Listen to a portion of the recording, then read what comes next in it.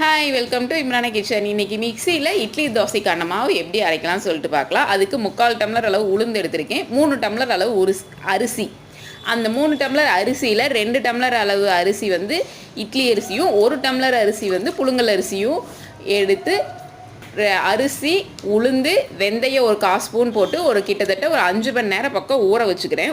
இது நல்லா இப்போ ஊறிடுச்சு. இதை 2 பேட்சாக அரைச்சிக்குவோம். ஒரு பேட்ச் மிக்சி ஜாரில் போட்டு ஃபஸ்ட்டு அரைச்சிட்ருக்கிறேன். நல்லா கொஞ்சம் கொஞ்சமாக தண்ணி ஊற்றி அரைச்சிக்குவோம். ரொம்ப தண்ணி ஊற்றுறேன், ரொம்ப தண்ணியாக அரைக்காமல் நம்ம கிரைண்டரில் எப்படி அரைக்குவோமோ அதே அளவு அரைச்சிட்டோம்னா நம்ம நல்லா கிரைண்டரில் அரைக்கிற மாதிரியே திக்காக வரும். நான் ஊற்றுறேன் பாருங்கள் எவ்வளோ திக் கன்சிஸ்டன்சியில் இருக்குது.